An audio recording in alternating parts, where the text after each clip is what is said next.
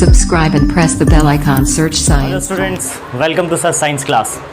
आज हम लोग बात करेंगे units and measurement chapter number 2, उसका फोर्थ पार्ट, यानी कि डायमेंशन का टॉपिक चल रहा था हमारा। हमने डायमेंशंस ऑफ फिज़िकल क्वांटिटीज़ पढ़ रहे थे हम लोग, जिसमें हमने बहुत सारे फिजिकल क्वांटिटीज़ के डायमेंशंस मैंने आपको बता दिए हैं। बहुत सारे इंपॉर्टेंट फिजिकल क्वांटिटीज़ के भी डायमेंशन मैं बता चुका हूँ आपको।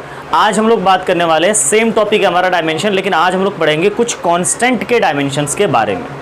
कुछ ऐसे कांस्टेंट हैं, जनरली सारे कांस्टेंट का जो डायमेंशंस होते हैं वो क्या होता है, जनरली ज़ीरो होता है।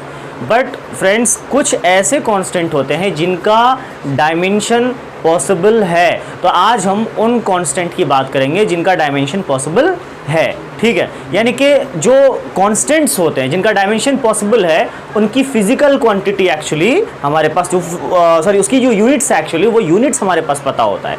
यानी कि कुछ ऐसे कांस्टेंट है जिनकी यूनिट पॉसिबल है, इसलिए उसका डायमेंशन भी पॉसिबल है। बट इसी बात से मैं एक बात और आपको याद दिलाऊं, मैंने आपको पढ़ाया था सप्लीमेंट्री फिजिकल क्वांटिटी, जिसमें आता था एंगल और सॉलिड एंगल। तो दोस्तों, एंगल और सॉलिड एंगल एक ऐसा फिजिकल क्वांटिटी है जिसकी यूनिट तो पॉसिबल है बट डायमेंशन पॉसिबल नहीं है, ये याद रखिएगा। यानी कि एंगल और solid angle dimension less physical quantity है जिसका डायमेंशन पॉसिबल नहीं है। आज जो हम लोग बात करने वाले हैं वो है जनरली हमारा डायमेंशन ऑफ सम कांस्टेंट जिनके यूनिट्स पॉसिबल है, तो उनका डायमेंशन भी जनरली क्या होता है, पॉसिबल होता है। तो सबसे पहले जो हम लोग बात करेंगे, पहला कांस्टेंट जो है हमारा वो है, सबसे पहले देखेंगे कि कुछ कांस्टेंट ऐसे होते हैं जिसके पास यूनिट नहीं है तो उसका डायमेंशन जीरो हो जाता है। जैसे एक एग्जाम्पल मैं लेता हूँ, आपको पता होगा, आपने 10th क्लास में पढ़ा होगा, अभी आपका ताज़ा है, रिफ्रैक्टिव इंडेक्स। क्या है रिफ्रैक्टिव इंडेक्स? रिफ्रैक्टिव इंडेक्स में आपने क्या पढ़ा था, क्या होता है रिफ्रैक्टिव इंडेक्स को जनरली हम लोग एन से इंडिकेट करते हैं, क्या होता है, c/v, ठीक है। c क्या है, स्पीड ऑफ लाइट, v क्या है, velocity of light in that medium. यानी दोनों के दोनों वेलोसिटी है। यानी कि अगर मैं इसका डायमेंशन बात करूं तो l/t हो जाएगा, और इसका नीचे वाली वेलोसिटी का बात करूं इसका भी l/t हो जाएगा। l/t से l/t कैंसिल, मतलब इसका डायमेंशन क्या हो जाएगा, m0 l0 t0, मतलब this is dimension less quantity, इसका डायमेंशन आ गया जीरो। तो हम कह सकते हैं कि एक ऐसा कांस्टेंट है जिसका यूनिट पॉसिबल नहीं था। जब यूनिटी पॉसिबल नहीं है, अब देखो ना, ऊपर भी मीटर पर सेकंड, नीचे भी मीटर पर सेकंड, कैंसिल हो जाएगा। इसलिए जब यूनिट पॉसिबल नहीं है तो डायमेंशन भी क्या आ गया, जीरो आ गया, ठीक है। इसी तरह से अब एक और डायमेंशन हम लोग देखते हैं, जैसे एक और कांस्टेंट है जिसका नाम क्या है, यूनिवर्सल ग्रेविटेशनल कांस्टेंट।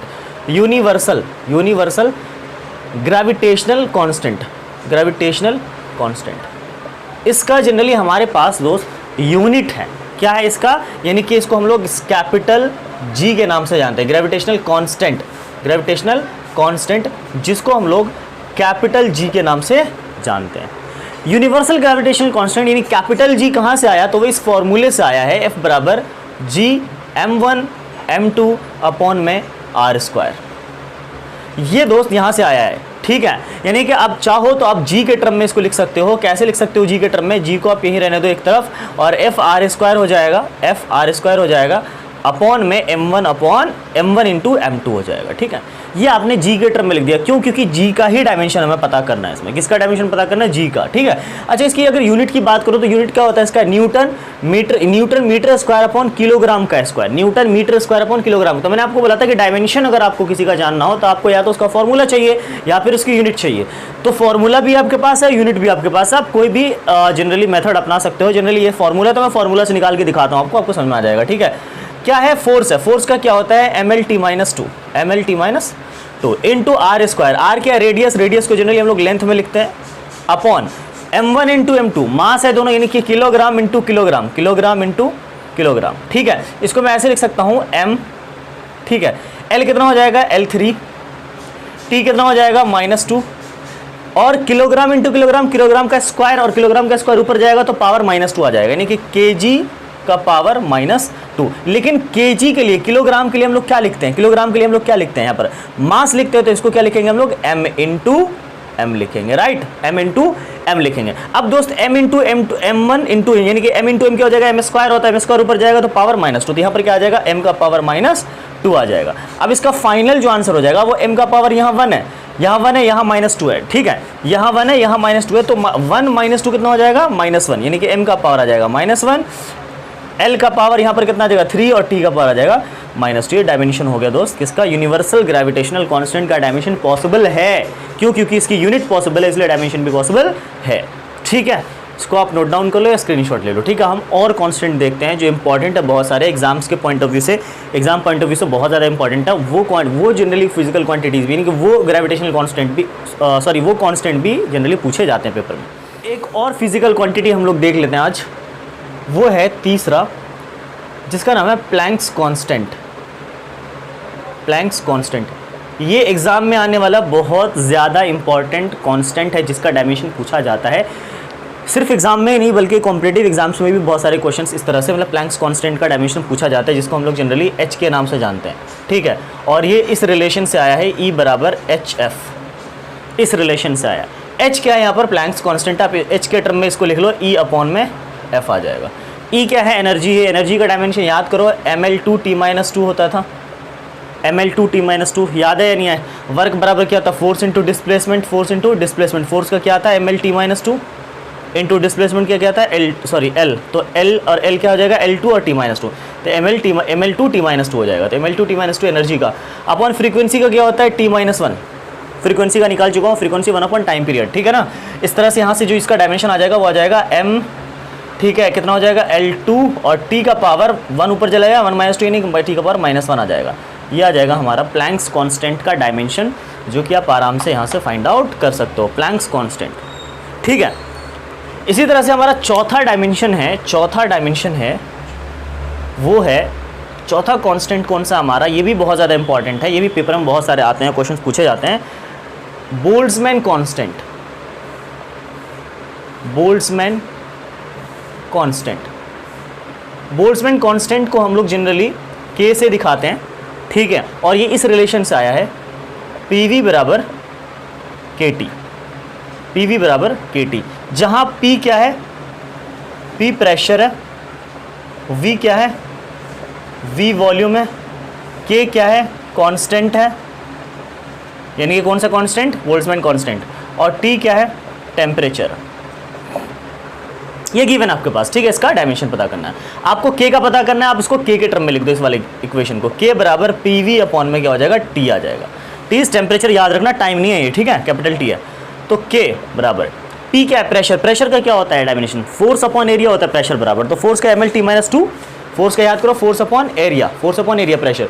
तो फोर्स का क्या होता है, ml-T में देखो बार बार फोर्स का यूज हो रहा है यहाँ पर, ml-T-2 अपॉन में एरिया का क्या होता है, L2।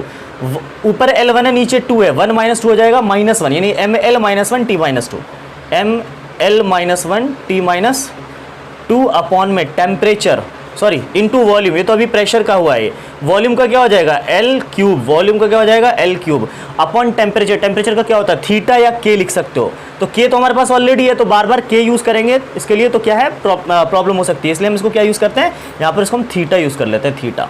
ठीक है, थीटा का पावर 1। अब आप इसको सॉल्व कर लो, फाइनली आपका जो आएगा डायमेंशन वो आ जाएगा ml-1 + 3, यानी कि ml2T-2 इंटू थीटा ऊपर जाएगा, तो थीटा का पावर क्या आ जाएगा, -1 आ जाएगा। क्लियर है, समझ में आ गई बात। इसको मैं दोबारा बता रहा हूँ, देखो प्रेशर का हमने लिखा है ml-1T-2, कहाँ से आया pressure, force upon area ml-T-2, क्योंकि नीचे एरिया क्या होता है, L2 ऊपर जाएगा तो 1 है ऊपर, 1 - 2 क्या हो जाएगा, -1 हो जाएगा। तो ml-1T-2 इंटू वॉल्यूम के लिए L3, T टेम्परेचर के लिए θ1 आ जाएगा। जैसे इसको सॉल्व करें हम लोग तो क्या हो जाएगा, जनरली L-1 है, ये L3 है। ठीक है, तो 3 - 1 कितना होगा, L2 हो जाएगा, T का पावर -2 और थीटा ऊपर जाएगा तो -1 आ जाएगा। ये डायमेंशन हो गया किसका, बोल्ट्जमैन कांस्टेंट, यानी K का डायमेंशन हो गया। ठीक है, तो बोल्ट्जमैन कांस्टेंट का dimension, the dimension of Boltzmann constant in mass is 1, in length is 2, in time is -2 and in temperature is -1। ठीक है, इस तरह से जनरली आप इन सारे कांस्टेंट का डायमेंशन पता कर सकते हो।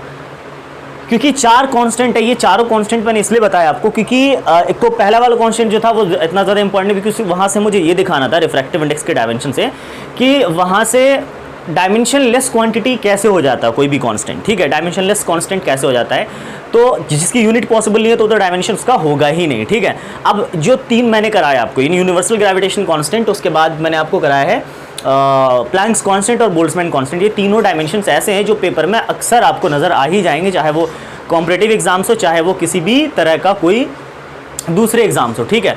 अगर आपको ये समझ में आया वीडियो तो लाइक कमेंट शेयर ज़रूर करें, ठीक है। और अगर आप नए हो तो चैनल को सब्सक्राइब कर लो, बेल आइकन प्रेस करो ताकि आपको नोटिफिकेशन बार बार मिलता रहे हर वीडियो का। Thank you so much, thanks for watching my video, thanks a lot.